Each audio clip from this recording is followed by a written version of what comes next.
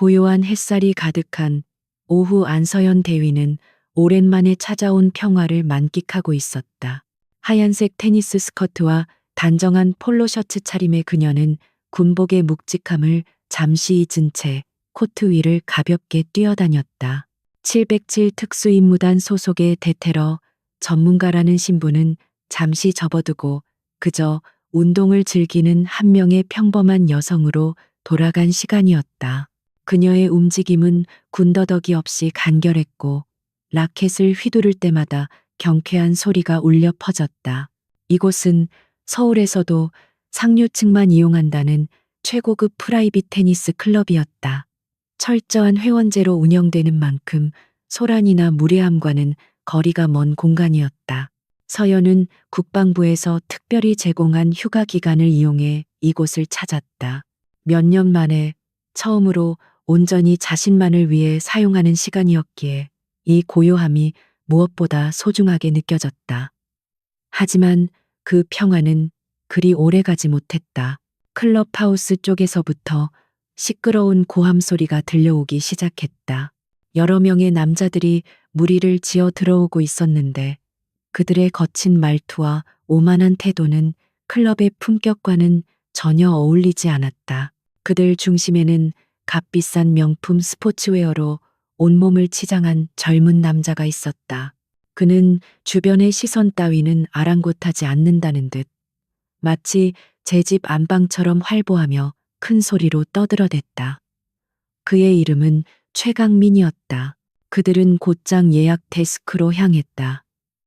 최강민은 다짜고짜 직원에게 소리쳤다.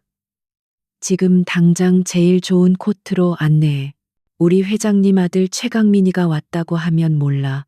그의 목소리에는 특권 의식이 가득 배어 있었다. 젊은 직원은 당황한 기색이 역력했지만 최대한 침착하게 응대하려 했었다. 죄송하지만 고객님, 현재 모든 코트가 예약되어 있어 바로 이용은 어렵습니다. 대기 명단에 올려드리겠습니다. 그 말이 끝나기가 무섭게 최강민의 얼굴이 험악하게 일그러졌다. 그는 데스크를 손바닥으로 세게 내리치며 고함을 질렀다. 뭐라고 이놈이 감히 누굴 기다리게 해. 내가 누군지 몰라. 당장 저기 비어있는 코트 내놓으란 말이야. 그가 가리킨 곳은 서연이 막 사용을 마치고 정리하던 코트였다. 분명 다음 예약자를 위해 비워둬야 할 공간이었지만 그의 눈에는 그저 비어있는 장소일 뿐이었다. 직원은 곤란한 표정으로 설명했지만 막무가내인 그들에게는 소용이 없었다. 최강민의 옆에 있던 덩치 큰 남자 하나가 직원의 멱살을 거칠게 움켜쥐었다. 좋은 말로 할 때 문 열어.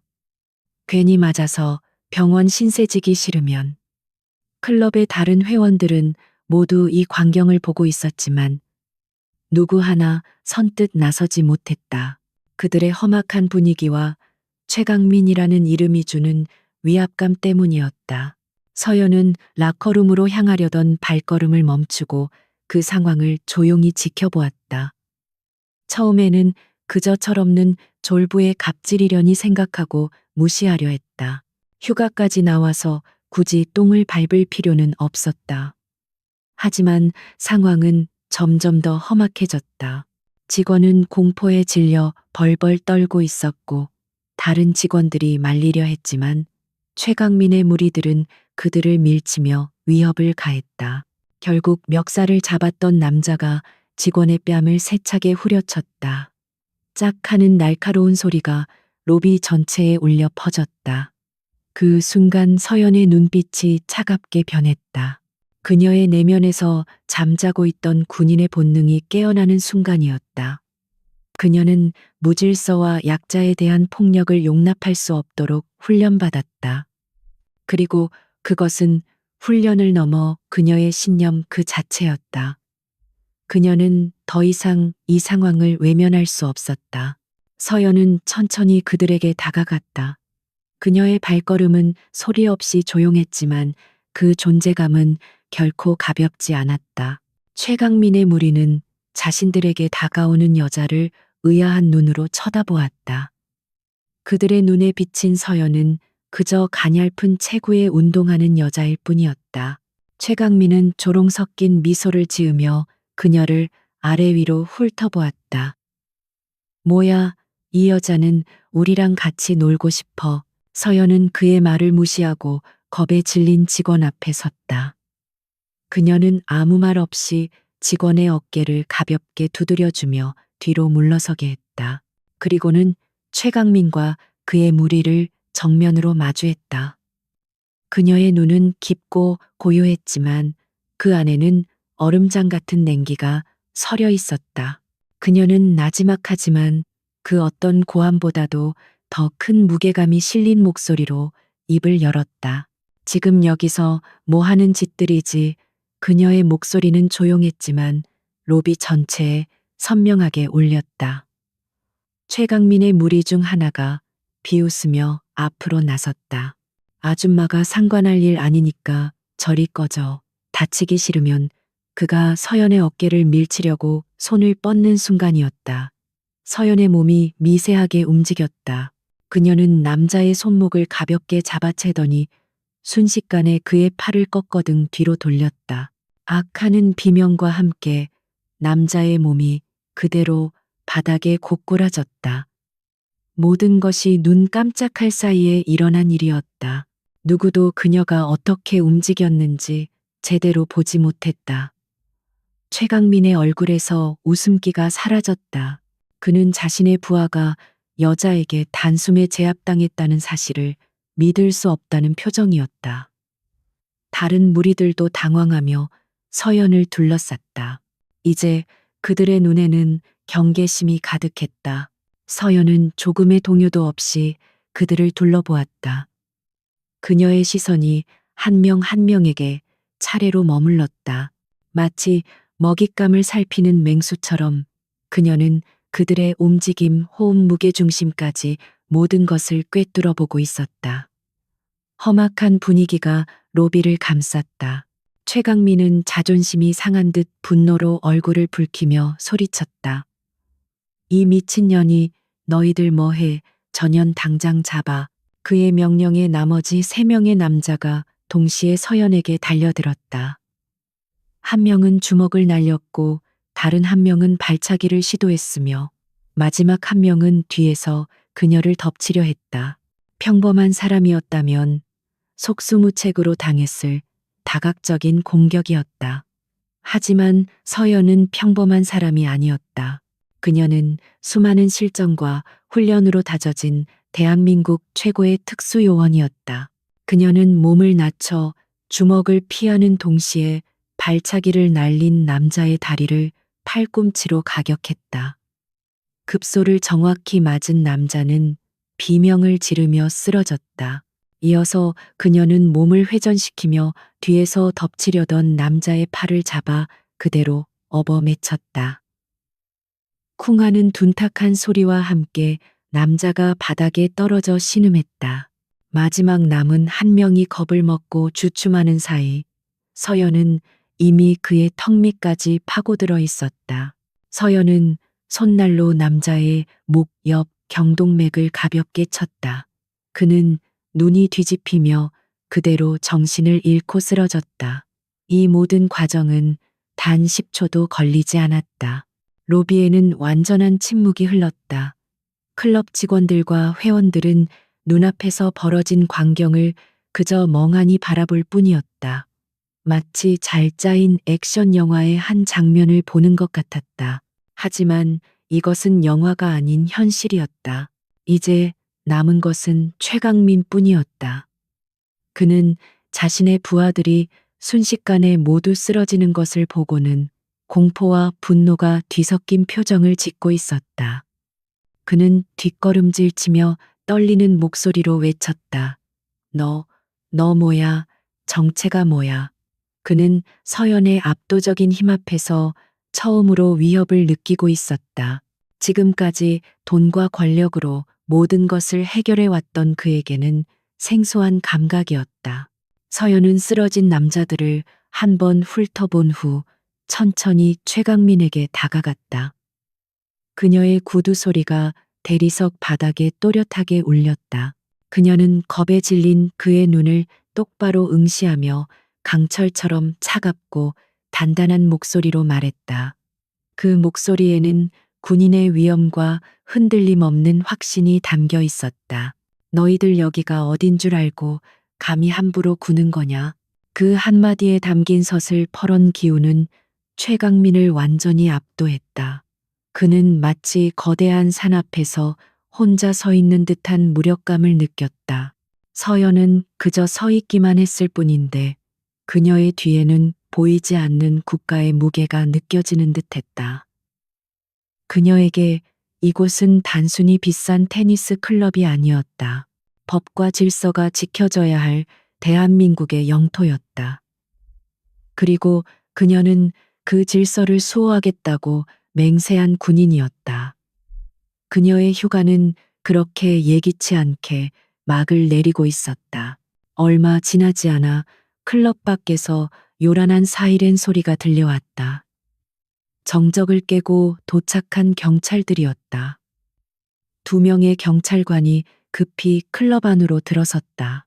그들은 바닥에 쓰러져 신음하는 남자들과 험악한 분위기를 보고는 잠시 당황한 듯 보였다.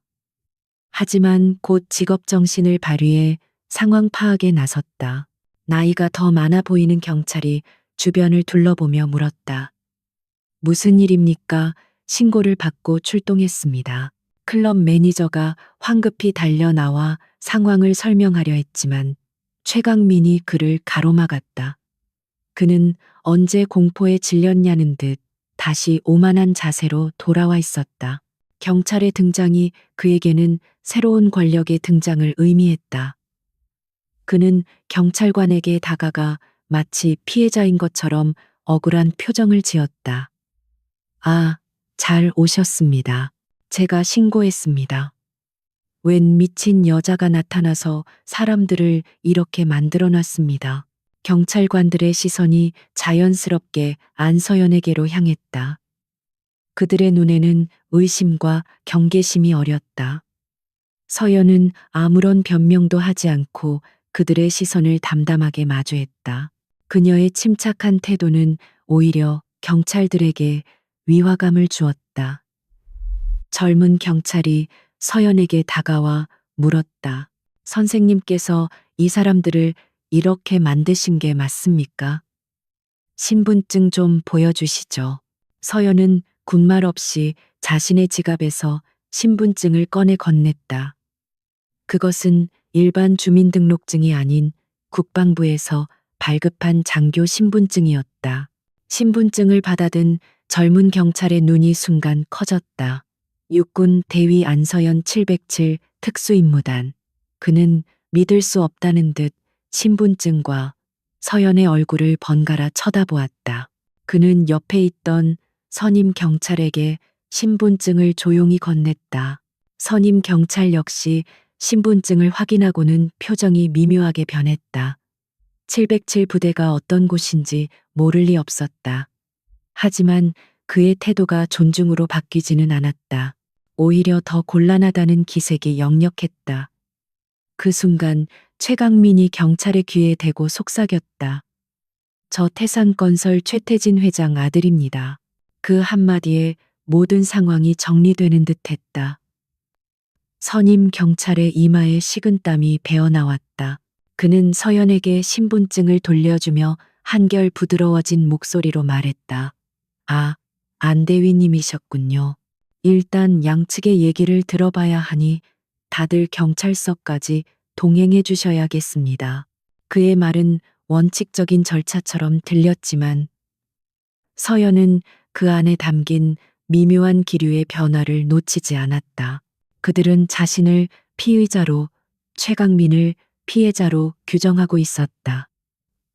이것이 바로 보이지 않는 권력의 힘이었다. 최강민은 마치 승자처럼 의기양양하게 웃으며 말했다. 변호사부터 부르겠습니다. 그리고 여기 있는 CCTV 영상부터 확보하시죠. 저 여자가 먼저 시비를 걸고 폭력을 행사했다는 증거가 다 찍혔을 겁니다. 그의 뻔뻔한 거짓말에도 경찰들은 그를 제지하지 않았다. 오히려 고개를 끄덕이며 그의 요구에 순응하는 듯한 태도를 보였다. 결국 서연과 최강민 무리 그리고 클럽 관계자 몇 명이 경찰서로 향했다. 조사는 형식적으로 이루어졌다. 최강민 측은 인류로펌의 변호사를 대동하고 와서 모든 책임을 서연에게 떠넘겼다.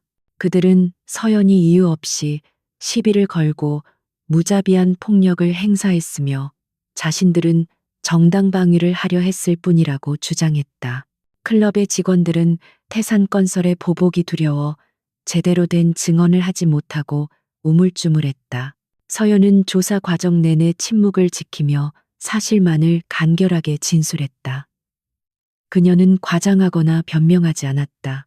그저 자신이 본 것과 행동한 것만을 담담하게 이야기할 뿐이었다. 하지만 그녀의 진술은 힘을 얻지 못했다. 경찰들은 이미 결론을 내려놓은 듯했다. 그들은 서연에게 합의를 종용했다. 안대위님 일이 커져서 좋을 것 없습니다. 군인 신분에 이런 일로 조사를 받는 것 자체가 불명예일 수 있습니다. 원만하게 합의하시는 게 어떻겠습니까? 그것은 회유인 동시에 협박이었다. 서연은 그들의 의도를 명확히 꿰뚫어 보았다. 그들은 진실을 밝히는 것에는 관심이 없었다. 오직 이 귀찮은 사건을 최대한 조용히 그리고 태산건설의 심기를 거스르지 않는 방향으로 마무리 짓고 싶을 뿐이었다. 서연은 대답 대신 그들을 싸늘한 눈으로 바라보았다. 그 시선에 담긴 경멸감에 경찰들은 저도 모르게 시선을 피했다.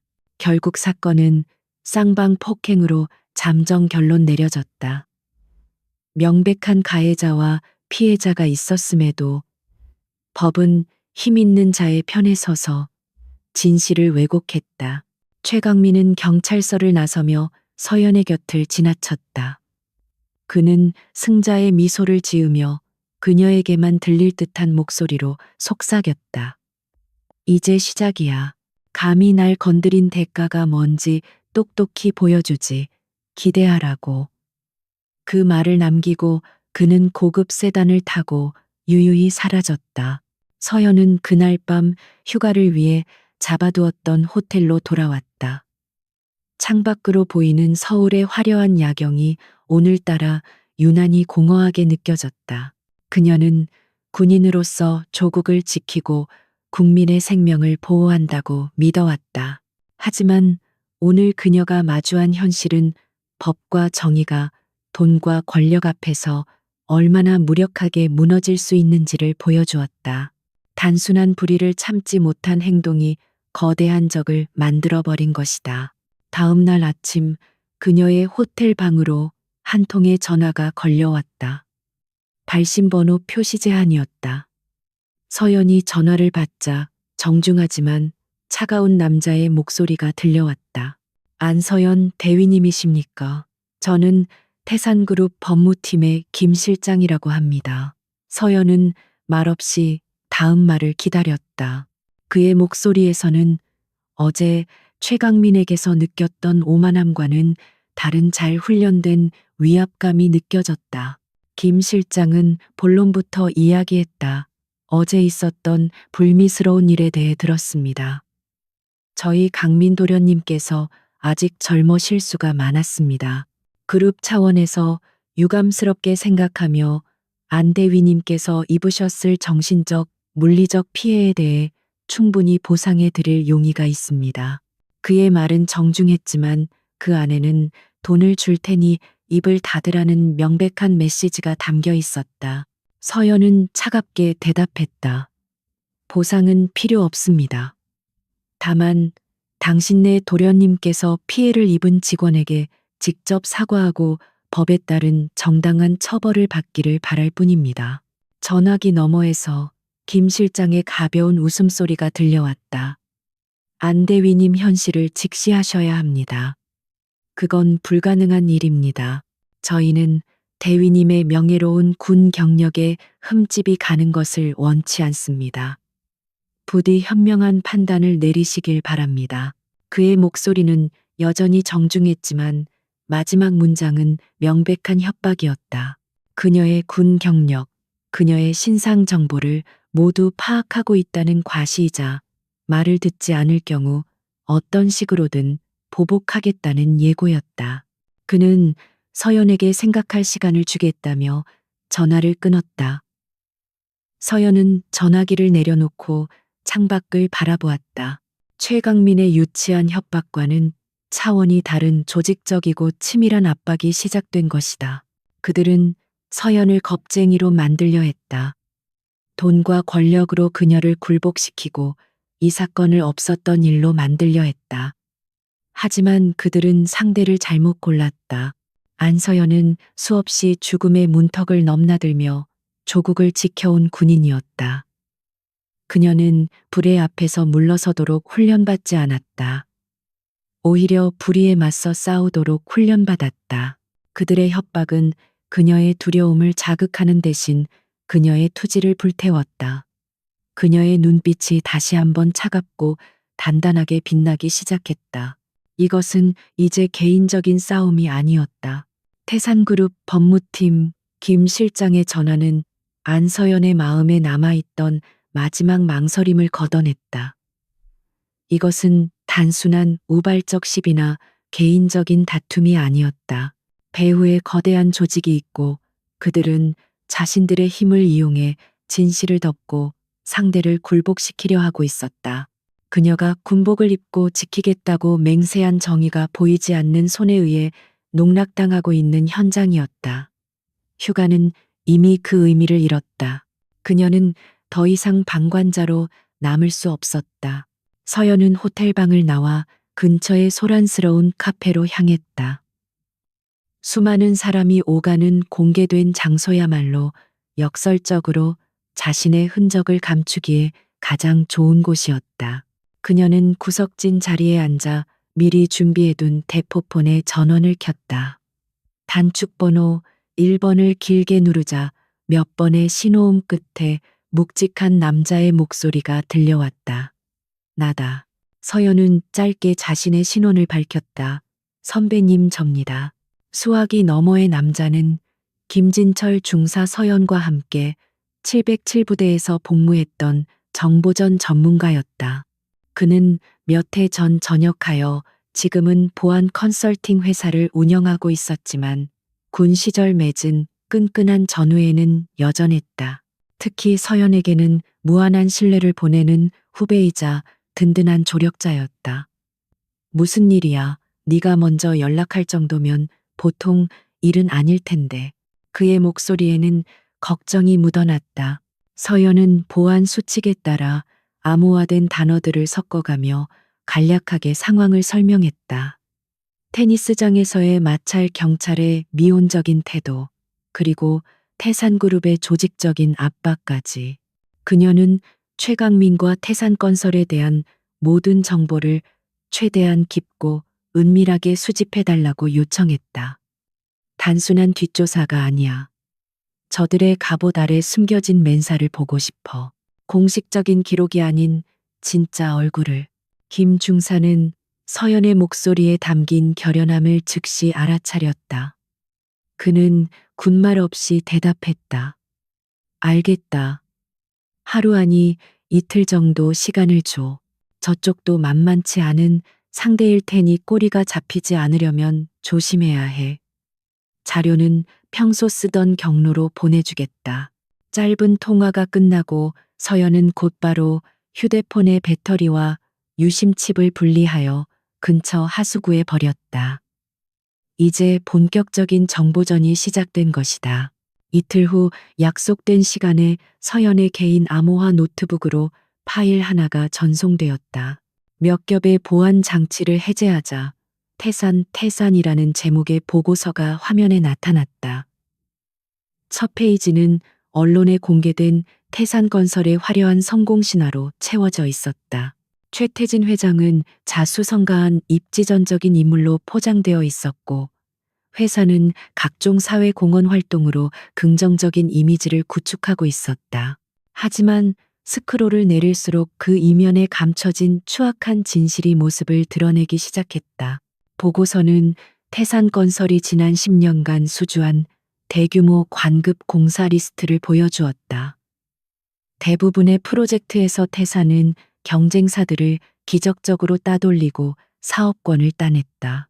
그 과정에는 항상 정관계 로비 의혹이 따라붙었지만 번번이 증거 불충분으로 수사가 종결되었다. 또한 재개발 사업 부지를 확보하는 과정에서 벌어진 용역 깡패 동원 및 원주민 폭력 사태 기록도 여러 건 발견되었다. 피해자들은 거액의 합의금을 받고 입을 다물거나 의문의 사고로 자취를 감추기도 했다. 최강민 개인에 대한 정보는 더욱 충격적이었다.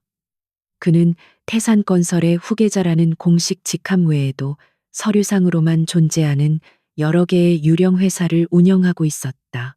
이 회사들은 불법 사행성 게임장, 고금리, 사채업 유흥업소 운영 등과 깊이 연관되어 있었다.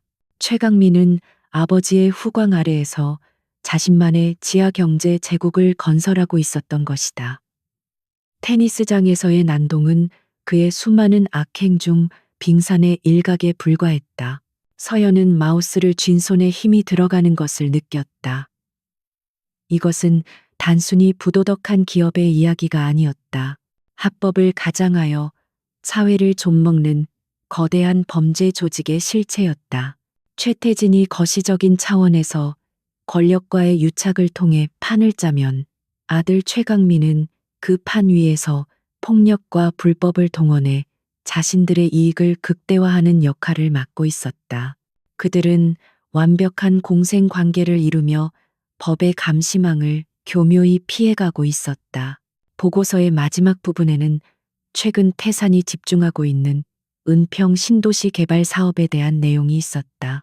수조원 규모의 이 프로젝트를 따내기 위해 태산은 또다시 물밑에서 치열한 작업을 벌이고 있었다. 그리고 그 과정에서 사업 부지에 포함된 영세 상인들을 쫓아내기 위해 최강민의 해결사들이 동원되고 있다는 첩보도 포함되어 있었다. 서연은 테니스장에서 직원을 폭행하던 그들의 모습과 삶의 터전을 잃게 될 상인들의 절망을 겹쳐보았다. 그 순간 서연은 자신이 맞서야 할 적의 거대함을 명확히 인식했다. 이것은 한 명의 군인이 감당하기에는 너무나도 거대한 악이었다. 하지만 그렇기에 더욱 물러설 수 없었다. 그녀가 훈련받은 이유는 눈앞의 적이 누구든 그가 얼마나 강하든 그것과 상관없이 국가와 국민을 위협하는 모든 불의에 맞서 싸우기 위함이었다. 테러리스트가 외부의 적이라면 최태진과 최강민 부자는 내부에서 나라를 병들게 하는 악성 종양과도 같았다. 서연은 노트북을 닫고 자리에서 일어났다. 그녀의 눈은 더 이상 분노나 혼란으로 흔들리지 않았다. 대신 목표를 확인한 특수요원의 냉철하고 날카로운 빛으로 가득 차 있었다. 그녀는 다시 김 중사에게 연락했다. 이번에는 더 구체적인 요청이었다. 은평 신도시 개발 사업 관련 태산의 비자금 흐름을 추적해줘. 그리고 최강민이 운영하는 유령 회사들의 실제 자금줄과 연결된 인물들을 전부 파악해줘. 이제 막연한 의심이 아닌 명확한 증거를 향한 추적이 시작되었다. 그녀는 자신의 휴가 전부를 이 보이지 않는 전쟁에 바치기로 결심했다. 방 안에는 무거운 침묵이 흘렀지만 서연의 마음속에서는 이미 작전 개시를 알리는 총성이 울려 퍼지고 있었다. 권력이라는 철옹성 뒤에 숨어 세상을 비웃던 부패한 제국의 707의 그림자가 조용히 드리워지고 있었다. 안서연이 보이지 않는 전쟁을 준비하는 동안 최강민 역시 본능적인 위기감을 느끼고 있었다. 테니스장에서의 굴욕 이후 그는 자신의 제안을 단칼에 거절한 안서연이라는 여자가 계속해서 마음에 걸렸다. 평범한 여자라면 돈과 권력 앞에서 보였어야 할 당연한 반응, 즉 두려움이나 복종의 기색이 그녀에게서는 전혀 찾아볼 수 없었다. 오히려 그 모든 것을 비웃는 듯한 차가운 눈빛만이 기억에 남을 뿐이었다. 최강민은 자신의 아버지 최태진 회장의 비서실 소속 보안팀장을 호출했다.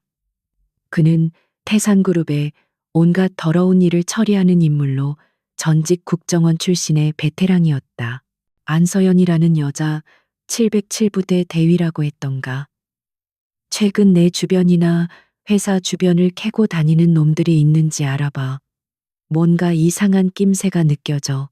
그의 지시는 막연한 의심에서 출발했지만 동물의 감각처럼 예리했다. 보안팀장의 네트워크는 거미줄처럼 촘촘했다. 그는 경찰 내부에 심어둔 정보원을 통해 최근 태산그룹과 최강민에 대한 정보조회 기록이 있었는지 확인했다. 며칠간의 추적 끝에 군 출신 인물이 운영하는 사설 보안업체에서 접속한 희미한 흔적을 발견했다. 결정적인 증거는 없었지만 시기적으로 안서연과의 충돌 직후라는 점이 최강민의 의심을 확신으로 바꾸어 놓았다. 그 계집애가 감히 내 뒤를 캐. 최강민의 얼굴이 분노로 일그러졌다. 그는 자신의 영역을 침범한 상대를 결코 용서하지 않는 성격이었다. 그는 즉시 반격을 지시했다. 첫 번째 공격은 그녀가 가장 자랑스러워할 군 경력을 향했다. 최태진 회장의 이름으로 국방부 감찰실에 공식적으로 민원이 접수되었다. 707 특수임무단 소속 안서연 대위의 민간인 폭행 및 품위 유지 위반이라는 자극적인 제목의 민원이었다. 얼마 지나지 않아 서연의 개인 휴대폰이 울렸다. 화면에 뜬 이름은 그녀의 직속 상관인 부대장이었다. 서연은 불길한 예감 속에서 전화를 받았다. 부대장의 목소리는 평소보다 훨씬 무겁고 딱딱했다. 안대위 지금 어디인가? 자네 관련해서 국방부로 민원이 들어왔다. 휴가 중인 건 알지만 절대 불필요한 마찰을 일으키지 말게 몸조심하라는 뜻이야. 그것은 명령이자 경고였다. 부대장은 그녀를 믿었지만 군이라는 거대한 조직의 상부에서 내려오는 압력을 무시할 수는 없었다. 태산그룹의 힘이 그녀가 속한 신성한 조직에까지 미치고 있다는 사실은 서연에게 큰 충격과 함께 더 큰 분노를 안겨주었다. 그들은 그녀를 고립시키고 군인으로서의 명예를 더럽혀 그녀의 의지를 꺾으려 하고 있었다. 압박은 거기서 그치지 않았다. 그날 오후부터 서연은 누군가 자신을 감시하고 있다는 것을 직감했다.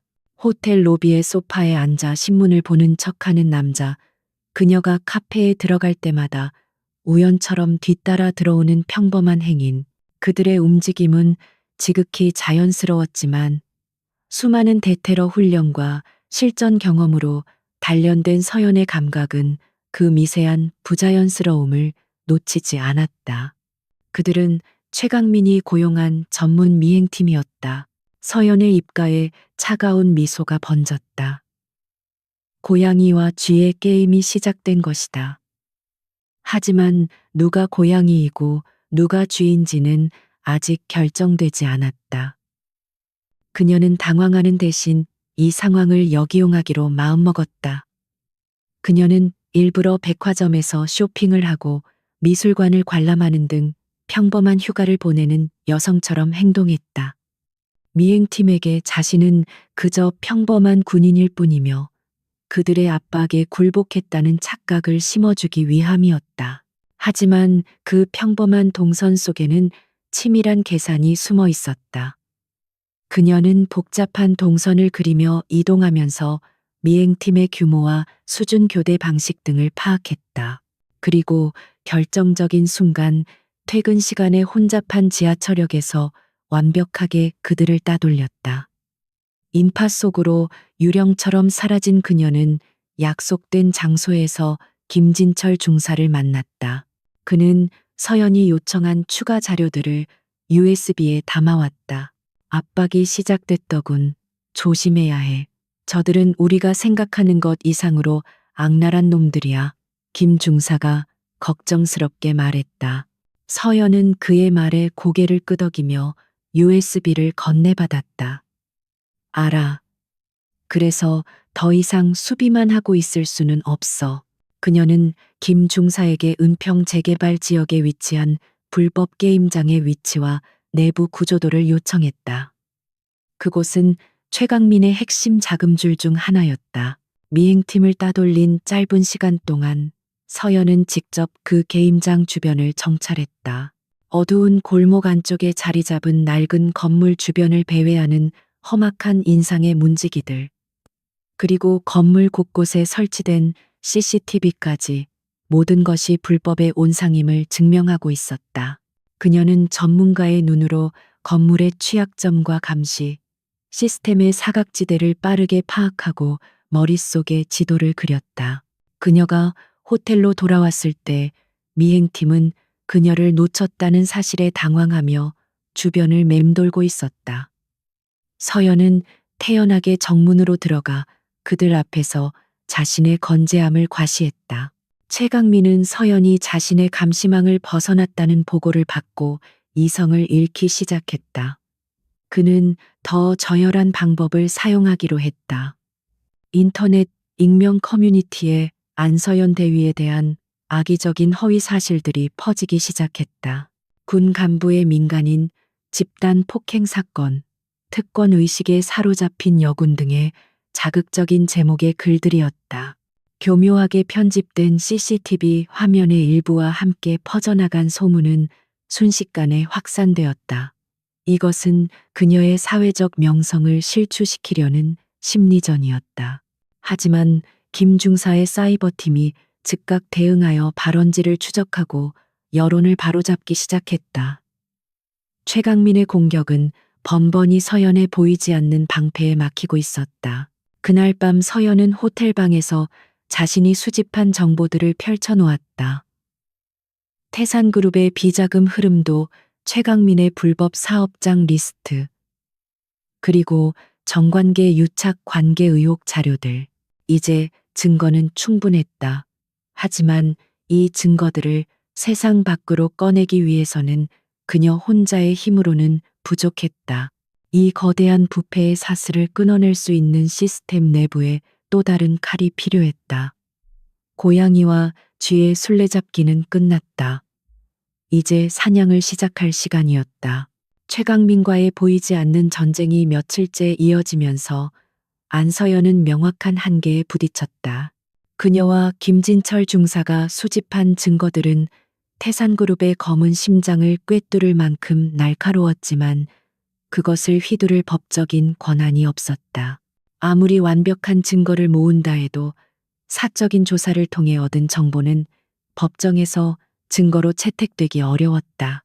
더구나 경찰과 상부 조직까지 그들의 영향력 아래 있는 상황에서 섣불리 움직이는 것은 자살 행위나 다름없었다. 그녀에게는 시스템 내부의 조력자, 즉 부패하지 않은 칼날이 되어줄 사람이 필요했다.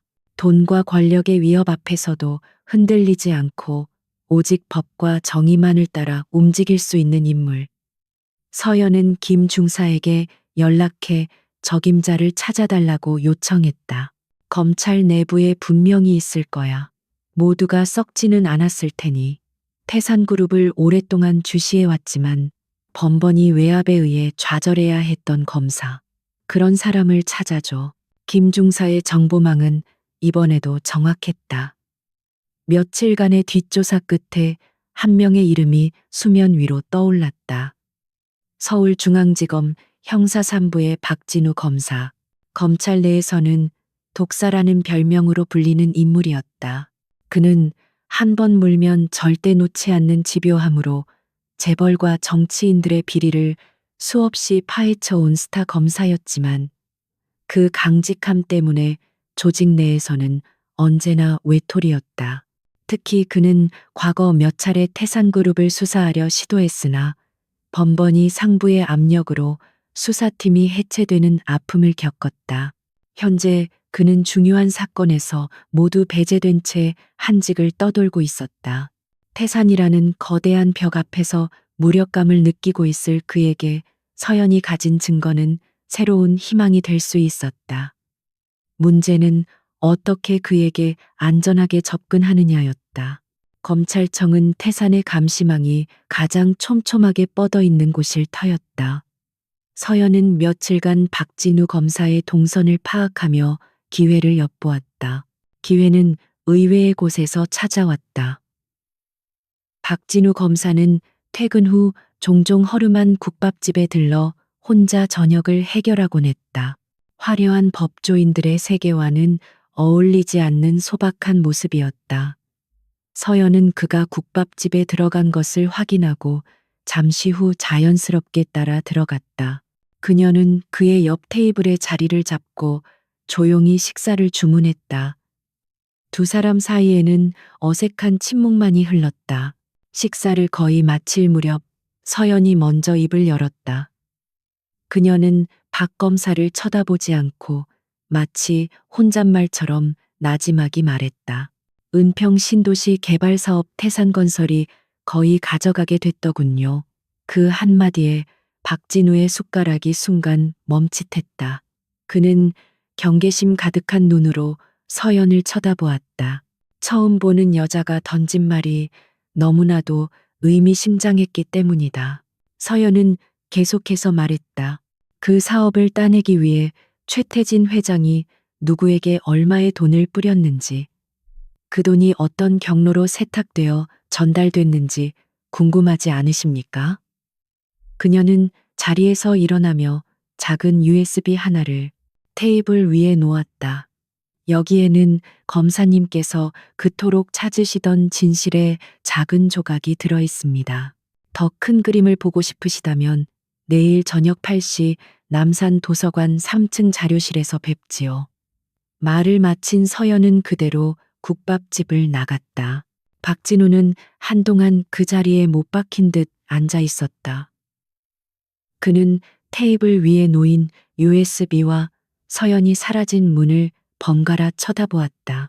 함정일지도 모른다는 의심과 어쩌면 이것이 마지막 기회일지도 모른다는 희망이 교차했다.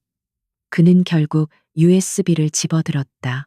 그날 밤 자신의 사무실에서 USB 안의 내용을 확인한 박진우 검사의 눈은 충격으로 커졌다.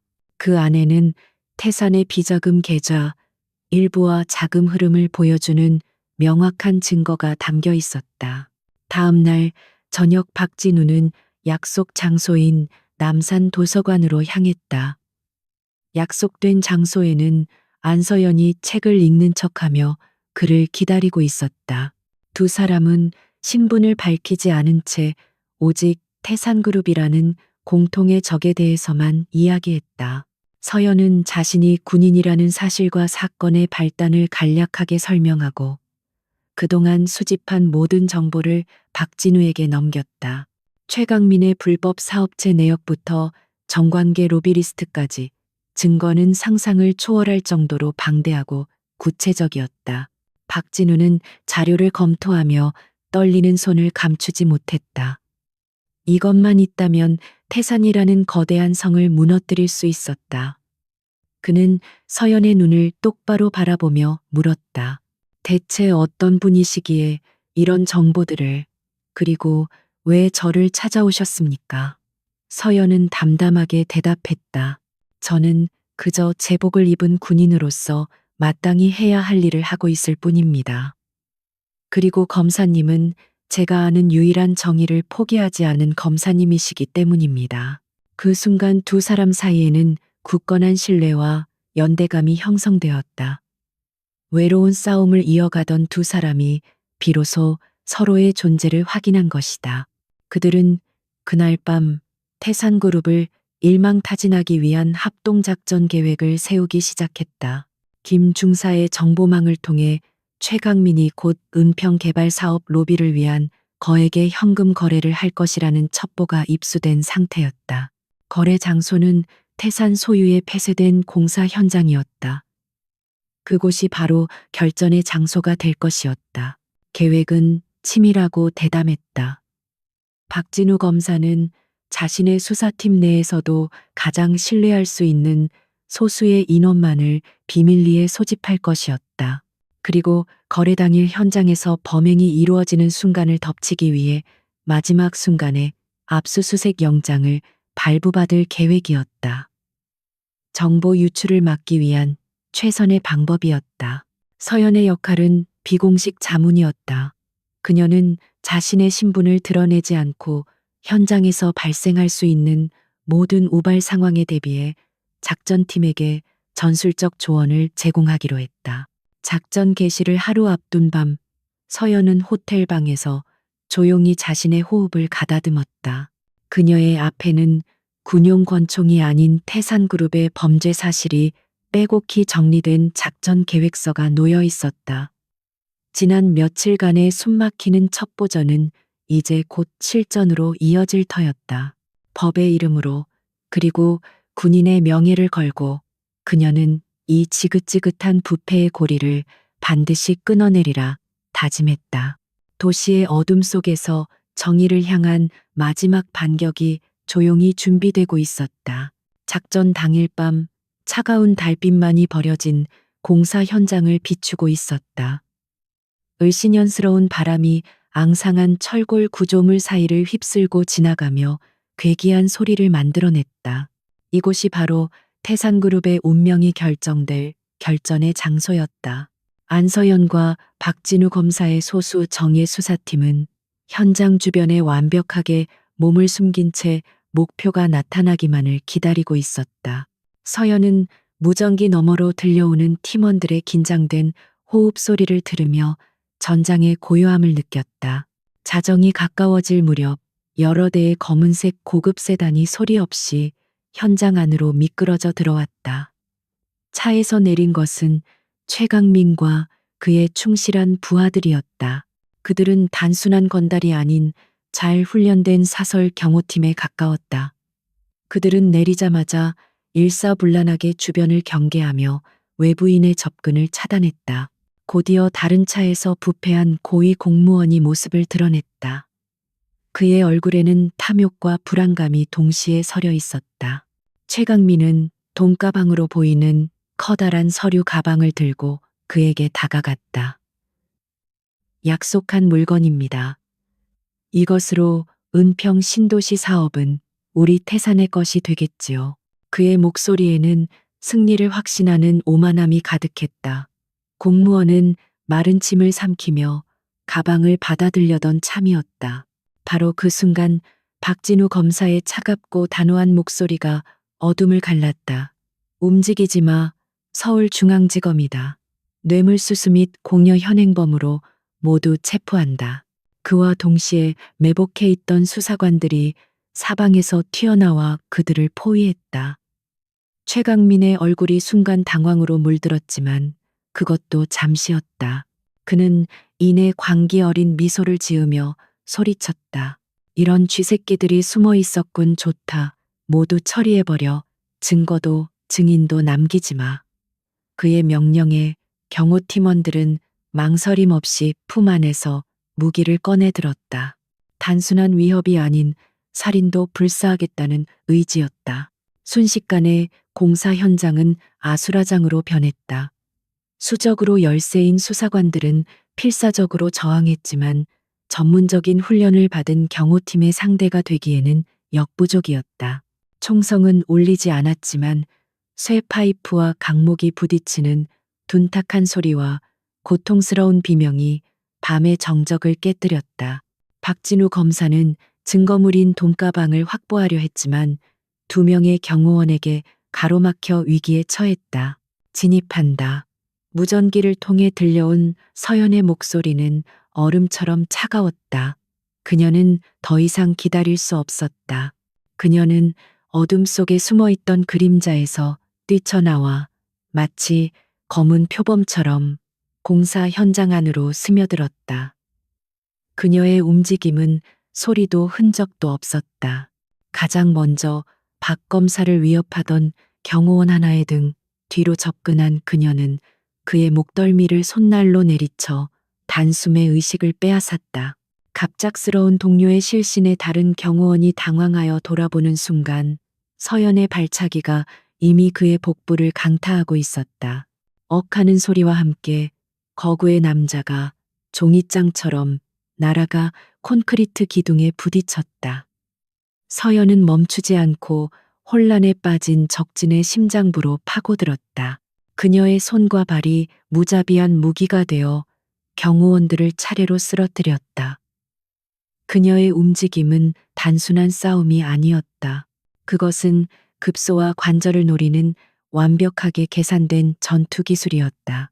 수사관들은 눈앞에서 벌어지는 광경을 믿을 수 없다는 듯 바라보았다. 한 명의 여성이 마치 폭풍처럼 나타나 전세를 완전히 뒤바꾸고 있었다. 서연 덕분에 위기에서 벗어난 그들은 재빨리 전열을 가다듬고 반격에 나섰다. 최강민은 자신의 정예 경호팀이 속수무책으로 무너지는 것을 보며 경악을 금치 못했다. 그리고 그 중심에 선 여자가 안서연이라는 것을 깨닫자 그의 얼굴은 분노와 증오로 시뻘게 달아올랐다. 이 미친년이 끝까지 최강민은 이성을 잃고 돈가방을 옆에 있던 부하에게 던졌다. 그리고 그는 허리춤에서 권총을 뽑아 들었다. 불법으로 소지하고 있던 총이었다. 그는 총구를 서연에게 겨누며 미친 듯이 소리쳤다. 죽어. 하지만 서연은 그보다 빨랐다. 그녀는 바닥에 있던 쇠 파이프를 발로 걷어차 최강민의 손목을 정확히 맞췄다. 쨍그랑 소리와 함께 총이 바닥에 떨어졌다. 최강민은 고통에 찬 비명을 질렀다. 서연은 그 틈을 놓치지 않고 그의 앞으로 달려들었다. 이제 두 사람 사이에는 아무런 방해물도 없었다. 최강민은 마지막 발악으로 주먹을 휘둘렀지만 서연은 가볍게 몸을 숙여 피한 뒤 그의 팔을 잡아 업어치기로 그대로 바닥에 매다 꽂았다. 거대한 충격음과 함께 최강민의 몸이 콘크리트 바닥에 처박혔다. 그는 고통 속에서 신음하며 몸을 일으키려 했지만 서연의 군화가 이미 그의 가슴을 짓누르고 있었다. 서연은 숨을 헐떡이는 최강민을 차갑게 내려다보았다. 그녀의 눈에는 어떠한 감정도 담겨 있지 않았다. 게임은 끝났어, 최강민. 그 순간 멀리서 수많은 경찰차의 사이렌 소리가 들려오기 시작했다. 박진우 검사가 미리 요청해둔 지원 병력이 도착한 것이다. 현장은 완전히 제압되었다. 돈가방과 뇌물장부, 그리고 불법 무기까지 모든 증거가 완벽하게 확보되었다. 최강민은 수갑이 채워진 채 망연자실한 표정으로 끌려나갔다. 그의 오만했던 제국이 한순간에 무너져 내리는 순간이었다. 박진우 검사는 먼지투성이가 된 채 서연에게 다가왔다. 그의 눈에는 경애와 감사가 뒤섞여 있었다. 고맙습니다, 안대위님. 당신이 아니었다면 불가능했을 겁니다. 서연은 아무 말 없이 고개를 한번 끄덕여 보였다. 그리고는 조용히 어둠 속으로 몸을 돌렸다. 그녀의 임무는 이제 끝났기 때문이었다. 요란한 사이렌과 경찰들의 외침 속에서 도시의 폭풍은 비로소 잠잠해지고 있었다. 폐공사 현장에서의 격렬한 밤이 지나고 서울에는 새로운 아침이 밝았다. 그리고 그 아침과 함께 대한민국 전체를 뒤흔들 거대한 태풍이 몰아치기 시작했다. 모든 방송사의 아침 뉴스와 신문 일면은 온통 태산그룹 게이트에 대한 소식으로 도배되었다. 뇌물거래 현장에서 체포되는 최강민 부자와 돈다발이 가득한 가방, 그리고 현장에서 발견된 불법 무기들의 사진이 대서특필되었다. 국민들은 충격과 분노에 휩싸였다. 성공한 기업가로 존경받던 최태진 회장과 그의 아들이 벌여온 추악한 범죄 행각이 하나둘씩 드러나자 배신감은 걷잡을 수 없이 커져갔다. 태산그룹의 주가는 폭락했고 본사 앞에는 연일 시민단체와 피해자들의 시위가 이어졌다. 사회 전체가 부패한 권력의 민낯을 마주하며 들끓기 시작했다. 이 거대한 폭풍의 중심에는 박진우 검사가 있었다. 그는 밤샘 조사에도 지친 기색 없이 압수수색으로 확보한 증거들을 토대로 수사에 박차를 가했다. 최강민은 처음에는 혐의를 완강히 부인했지만 빼도 박도 못할 증거와 박 검사의 집요한 추궁 앞에 결국 무너져 내렸다. 그는 자신의 죄를 일부 인정하며 아버지인 최태진 회장이 모든 일의 배우라고 진술했다. 박진우 검사는 즉시 최태진 회장을 소환했다. 언론의 플래시 세례를 받으며 검찰청 포토라인에 선 최 회장은 불과 며칠 전까지 세상을 호령하던 오만한 모습은 온데간데 없었다. 그는 모든 혐의를 부인했지만 아들의 배신과 명백한 증거들 앞에서 그의 저항은 무의미했다. 결국 그에게도 구속영장이 발부되었고 한 시대를 풍미했던 거대 기업의 신화는 그렇게 막을 내렸다. 수사는 걷잡을 수 없이 확대되었다. 태산그룹으로부터 검은 돈을 받은 정관계 인사들이 줄줄이 소환되었고 사회 곳곳에 숨어있던 부패의 고리들이 드러나기 시작했다. 오랫동안 태산의 폭력에 신음하던 은평 재개발 지역 상인들과 과거 그들에게 억울하게 일자리를 빼앗겼던 사람들도 용기를 내어 목소리를 내기 시작했다. 그들의 증언은 태산 일가의 죄를 입증하는 또 다른 증거가 되었다. 이 모든 경랑의 한가운데에서 안서연은 조용한 관찰자로 남아 있었다. 그녀는 호텔방 TV를 통해 자신이 시작한 태풍이 세상을 어떻게 바꾸고 있는지를 묵묵히 지켜보았다. 박진우 검사는 약속대로 그녀의 존재를 철저히 비밀에 붙였다. 언론은 이번 사건 해결의 결정적 계기가 된 것이 내부 고발자의 용기 있는 제보였다고 보도했다. 그녀는 이름 없는 영웅으로 남았다. 휴가 마지막 날 서연은 박진우 검사와 마지막으로 만났다. 그들은 처음 만났던 허름한 국밥집에서 다시 마주 앉았다. 박 검사는 이전보다 훨씬 편안해진 얼굴로 그녀에게 깊이 고개를 숙였다. 안대휘님이 아니었다면 이 모든 것은 불가능했을 겁니다. 잊고 있던 정의에 대한 믿음을 되찾게 해주셔서 정말 감사합니다. 그의 목소리에는 진심 어린 존경심이 담겨 있었다. 서연은 담담한 미소로 화답했다. 저는 그저 제가 해야 할 일을 했을 뿐입니다. 남은 일은 검사님의 몫입니다. 부디 저들이 저지른 죄에 합당한 대가를 치르게 해주십시오. 두 사람은 더 이상 많은 말을 하지 않았다. 하지만 그들의 눈빛 속에는 서로에 대한 깊은 신뢰와 각자의 자리에서 이 나라를 지켜나가겠다는 굳건한 약속이 담겨 있었다.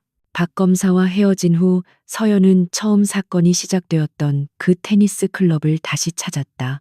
그날의 소라는 거짓말처럼 사라지고 코트 위에는 다시 평화로운 웃음소리와 경쾌한 공소리가 가득했다. 그녀는 잠시 벤치에 앉아 그 풍경을 바라보았다. 그녀가 원했던 것은 바로 이런 평범하고 당연한 일상이었다. 그리고 그 일상을 지키기 위해 자신과 같은 군인들이 존재한다는 사실을 다시 한번 가슴에 새겼다. 이번 휴가는 결코 평온하지 않았다. 예상치 못한 전투에 휘말렸고 보이지 않는 거대한 적과 싸워야 했다. 하지만 그녀는 후회하지 않았다. 이번 싸움을 통해 그녀는 깨달았다. 국가를 지키는 것은 비단 휴전선 너머의 적을 막는 것뿐만이 아니라는 것을, 우리 사회 내부를 병들게 하는 부패와 불의에 맞서 싸우는 것 또한 군인의 중요한 사명이라는 것을. 그녀의 휴대폰이 짧게 울렸다. 부대 복귀를 알리는 문자였다. 서연은 자리에서 일어났다. 평온한 테니스 코트를 등지고 돌아서는 그녀의 발걸음은 그 어느 때보다 가볍고 단단했다. 짧지만 강렬했던 그녀의 전쟁은 끝났다. 이제 그녀는 다시 자신의 자리로, 대한민국의 가장 높은 최전선으로 돌아가야 했다. 그녀의 입가에 비로소 옅은 미소가 떠올랐다. 그것은 모든 것을 끝낸 자의 후련함이자 새로운 시작을 앞둔 자의 다짐이었다.